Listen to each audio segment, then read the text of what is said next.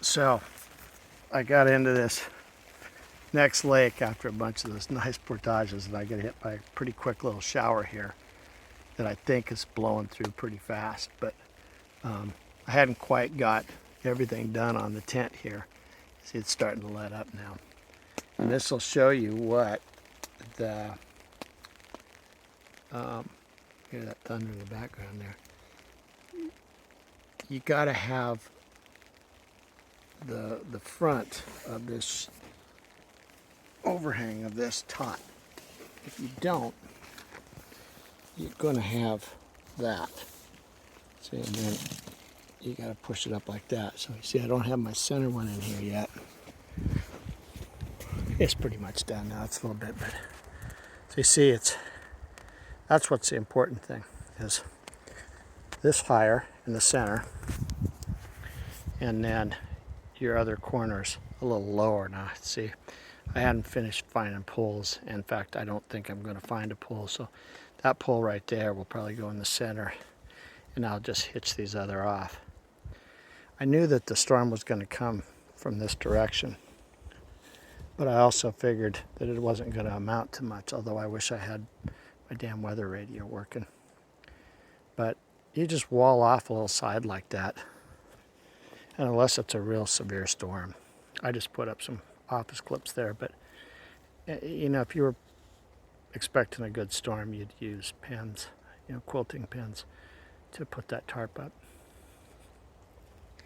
But all in all, I'm saying the Tigris backwoods bungalow, I think, is what this is, and this is the Model 1.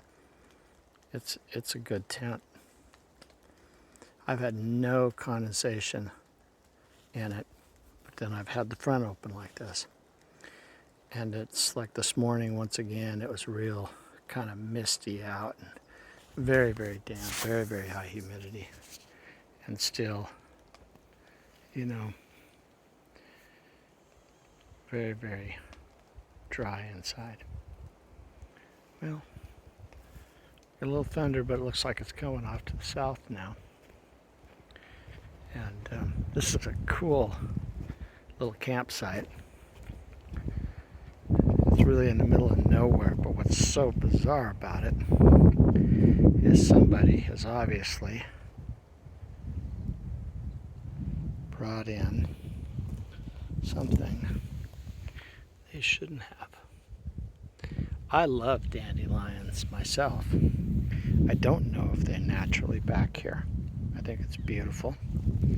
They're a lovely little weed. And this is the fire pit. You have this rock, so if you didn't have a chair kit, you'd have a nice little seat with a backrest up against this fire. I don't know if I'll have a fire or not, but this is one of the things that they do up here in the North Woods,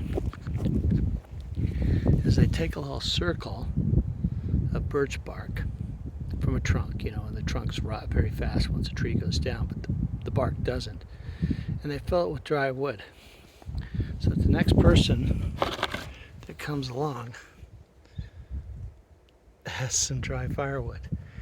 In all the years that I've come to the Boundary Waters, I have rarely ever had a camp where any firewood was left for me. And there hasn't been a lot, but every camp I've stayed at has had some firewood left. I mean, it's pretty awesome. And there are actually two camps at this lake. There's a camp down there that's on a cliff. Just it's a pretty cool camp in all actuality, but there was difficulty in where you were going to put your boat. And I care about my boat. Pretty nice place here. Pretty nice landing, you know, right here where you come in. Don't beat it up, and it's also easy for me to do some fishing here, which I probably will do because the storm's over. So, which means the bugs are probably going to come back. But anyway, what's neat is when you have these places to yourself. that said, 30 years through this area, I saw another group today. 3 canoes. That is a group every single day that I've been on this river, which means this place has been discovered. One person in 30 years. And he was a solo guide and was just as surprised to see me as I was him. Us. It was Misha and I. And they're all nice people and all doing cool stuff. So, no, it's all good. It's all good. It's just things have changed, and just have to get used to that. So, at least it means that places like this will continue to be places like this because lots of people are using it, and that's good. I think I'm gonna brew up some dinner here.